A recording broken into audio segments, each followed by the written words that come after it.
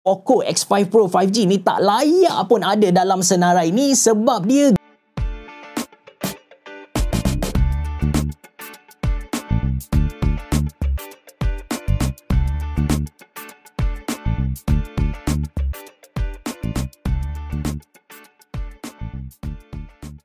Assalamualaikum warahmatullahi wabarakatuh. Anda bersama saya Ashraf Jeffrey dalam channel YouTube Mona Lisa. Kalau anda belum tekan butang subscribe, pastikan anda tekan butang subscribe dan juga button loceng yang ada dekat tepi dia. Okey, dalam video kali ini saya nak kongsikan dengan anda 5 smartphone bawah RM1000 Malaysia yang syok untuk digunakan main game November 2023. Saya punya recommendation ni based on 3 benda. Yang pertama, dia punya SoC, dia punya chipset ataupun dia punya processor, sebab ini yang menentukan performance smartphone tu sendiri. Yang kedua, dia punya display. Baik dari segi dia punya size screen, panel yang dia guna dan warna yang kita nampak tu, sebab benda ni akan mempengaruhi kita punya gaming experience. Dan yang ketiga, bateri. Yelah, kita nak main game, kita nak lenjan lama-lama, bateri mesti tahan lama kan. So, 3 benda ni adalah benda yang saya ambil sebagai kayu ukur untuk masukkan ke dalam list video kali ini. Tapi sebelum saya kongsikan dengan anda 5 smartphone yang saya masukkan tu, saya nak buat 2 disclaimer.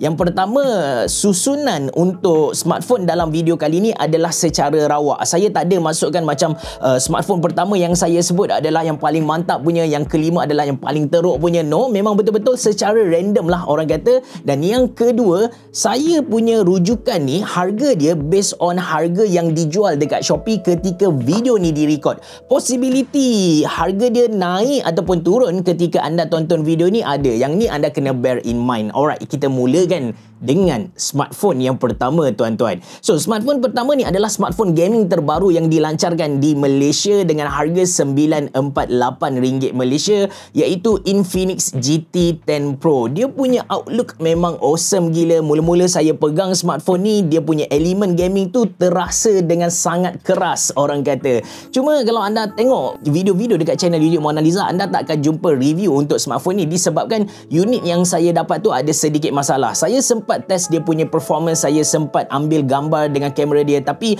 LED dekat belakang dia bermasalah. But itu hanya untuk unit yang saya dapat. Anda boleh pergi dekat channel-channel YouTube lain, mereka ada review dengan sangat detail. Okey, apa yang best untuk Infinix GT 10 Pro ni selain dari dia punya exterior yang betul-betul ada vibe gaming tadi kan, adalah dia punya spesifikasi. Dia pakai Dimensity 6100, RAM dia 8GB dengan storage 256GB.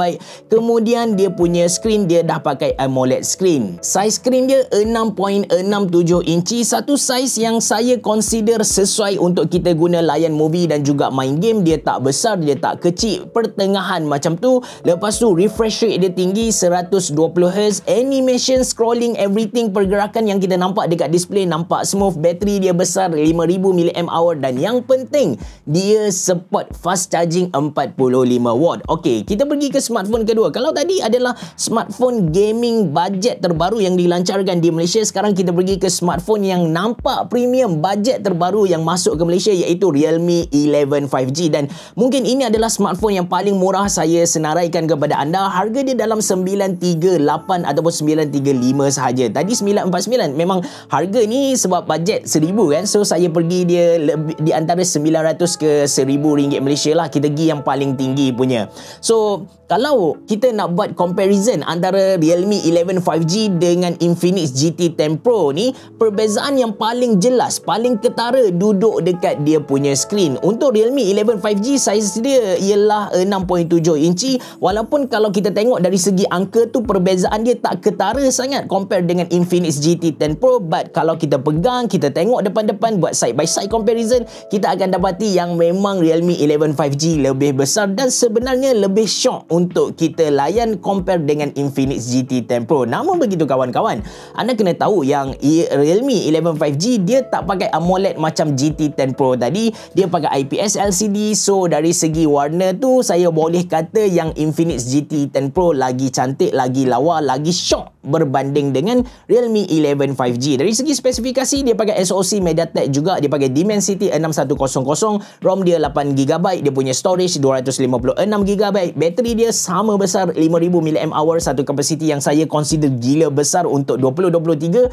dan yang paling penting dia punya fast charging tu 67 watt. Laju gila guys. Anda boleh lenjan lama-lama, anda nak charge full balik kasih 100%, masa waktu yang dia ambil tu lagi singkat berbanding dengan Infinix GT 10 Pro. Okey, kita dah sembang tentang Infinix GT 10 Pro. Kita dah pergi kepada Realme 11 5G. Now kita go for Honor 90 Lite, yang mana mungkin ini adalah smartphone yang paling murah dalam list saya kali ni. Harga dia dalam 930 macam tu. Yes, saya punya list ni memang harga dia di antara 900 hingga 1000. Yalah, bajet kita dalam 1000, so kita pergi ke hampir-hampir 1000 lah, baru kita dapat spesifikasi yang mantap gila kan. Untuk Honor 90 Lite ni, saiz dia 6.7 inci, dia punya panel jenis LTPS LCD, refresh rate dia 90Hz. Design dia lebih kepada premium dan feeling pegang tu lebih kurang sama dengan Realme 11 5G. Even dia punya vibe tu, kalau anda pegang kan, anda buat side by side comparison, anda rasa macam smartphone sama. Yang beza adalah design di bahagian kamera sahaja. Spesifikasi untuk smartphone ni, dia pakai SoC MediaTek Dimensity 6020, RAM dia 8GB, storage dia 256GB, kapasiti bateri still besar iaitu 4500 mAh, lepas tu 22.5 watt untuk dia punya charging tu. Memang betul dalam list yang saya bagi kepada anda, dia adalah smartphone yang mempunyai spesifikasi yang agak rendah, tapi dia still okay untuk kita guna main game. Kalau anda guna untuk main Mobile Legends, PUBG Mobile, Crossfire, insyaAllah anda boleh main dengan setting grafik yang tinggi dengan gameplay yang smooth gitu. Untuk Genshin Impact, walaupun dia recommend anda untuk main dengan low setting, but saya recommend anda rendahkan lagi grafik dia supaya anda dapat satu gameplay yang smooth. Untuk low setting tu kan, untuk low setting kita jalan-jalan santai-santai, relax, tak ada masalah, memang tak ada lagging. Tapi bila kita jumpa monster je, ataupun kita pergi ke dalam bandar yang banyak benda yang mereka yang smartphone tu kena render kan, ketika itulah kita akan rasa lagging. That's why saya recommend anda untuk rendahkan lagi dia punya graphic setting. Seterusnya kita pergi ke smartphone yang ditunggu-tunggu, yang menjadi perbualan ramai, iaitu Poco X5 Pro 5G. Saya boleh kata dia punya spesifikasi tu cream of the cream, yang paling top, bawah RM1000 Malaysia. Tapi exterior dia punya design, aesthetically saya tak berapa minat sangat. Design dia tak nampak premium. Dia datang dengan 3 variasi, 3 pilihan warna hitam, kuning dan juga biru. Kalau beli, saya akan beli warna hitam dan juga kuning sahaja. Hitam memang nampak okey sangat-sangat. Kuning tu sebab saya suka warna kuning, biru teruk gila kot. Size screen untuk Poco X5 Pro 5G ni ialah 6.67 inci. Display dia jenis AMOLED lawa dengan refresh rate 120Hz, animation yang kita nampak tu smooth. Gaming experience ataupun watching experience dekat smartphone ni bagi saya terbaik. Lepas tu dia punya chipset, dia pakai Snapdragon 778G, ROM dia 6GB, storage dia 128GB. Actually dia ada satu variasi lagi yang mana dia punya RAM dan juga storage ni lebih besar. Kalau anda ada duit, anda boleh beli yang tu, tapi lebih dari RM1000 Malaysia lah. Bateri dia besar 5000 mAh, dan yang paling saya suka, dia support fast charging 67 watt. Dengan spesifikasi ni, nak run Genshin Impact dengan medium setting, insya-Allah tak ada masalah. Kalau ada lagging pun memang sikit gila. Mobile Legend, PUBG Mobile, Crossfire ataupun game-game yang sekufu dengannya, semua dengan high setting, smooth, tak ada masalah juga guys. Oh ya, harga untuk Poco X5 Pro 5G ni ialah 999, and to be honest dengan anda, nak cari kedai yang jual pada harga 1000 baki RM1 ni agak susah. Saya jumpa satu kedai saja. Saya akan letak link beli dalam ruangan description box below, but possible je ketika anda tonton video ni stok untuk kedai tu habis. Kedai tu jual banyak gila Poco X5 Pro 5G dengan harga 999. And macam saya bagi tahu kepada anda, actually Poco X5 5G ni dia datang dengan satu lagi variasi yang lebih besar, RAM dia lebih besar, storage dia lebih besar, but harga yang saya jumpa paling murah pun dalam RM1100 Malaysia. Dan kita pergi ke smartphone terakhir dari maker yang sama, iaitu Redmi 12 Pro 4G. Bukan 5G tapi 4G. Macam saya personally, saya tak kisah sangat tentang 4G dan juga 5G, as long as internet yang saya dapat tu 100 Mbps laju dan stable, good enough untuk saya. Nak main game tak berlaku lagging lagging, tak adalah latency dia tinggi sangat. But kalau anda memang concern gila dengan 5G, so anda boleh skip lah Redmi 12 Pro 4G ni. And dari segi spesifikasi sebenarnya dia lebih kurang sama je dengan Poco S5 Pro tadi. Dia punya size screen sama, display yang dia pakai sama, AMOLED, refresh rate dia tinggi 120Hz. Cuma beza dia dekat dia punya chipset. Dia pakai Snapdragon juga, dia pakai Qualcomm juga. Tapi untuk Poco X5 Pro 5G dia pakai 778G. Untuk Redmi 12 Pro Redmi Note 12 Pro ni dia pakai Snapdragon 732G. Kalau kita tengok Antutu punya benchmark, kita akan dapati yang Snapdragon 778G yang digunakan dekat Poco S5 Pro 5G tadi, dia punya performance 50% lagi bagus compare dengan Snapdragon 732G yang diguna pakai dekat Redmi Note 12 Pro OG ni.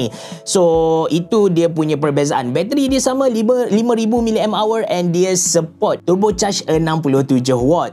Untuk Mobile Legend, PUBG Mobile, Crossfire tak ada masalah langsung. Genshin Impact anda dapat gameplay yang bagus. Anda nak masukkan emulator, anda nak main Nintendo Switch punya game dekat Redmi Note 12 Pro 4G ni, saya yakin tak ada masalah langsung. Maka itu adalah 5 smartphone bawah RM1000 Malaysia yang saya consider shock untuk kita guna main game bawah untuk November 2023. Saya tahu yang smartphone ni dia tak macam laptop. Brand dia banyak. Ada banyak lagi model yang saya tak sebut. Mungkin juga ada model yang boleh fight dengan list smartphone yang saya bagi tahu tadi. Mungkin anda berbeza pendapat dengan saya. Anda kata macam Poco X5 Pro 5G ni tak layak pun ada dalam senarai ni sebab dia gini. Anda boleh tulis dalam ruangan komen supaya kawan kita, audience kita yang tak tahu pasal smartphone ni, dia baca komen anda, dia tahu. So anda pun boleh bagi recommendation anda 5 smartphone bawah RM1000 Malaysia yang anda consider shock untuk main game. Sama-sama kita baca, sama-sama kita dapat manfaat lah. Itu sahaja dari saya. Terima kasih kerana menonton. Assalamualaikum warahmatullahi wabarakatuh. Biar jumpa lagi.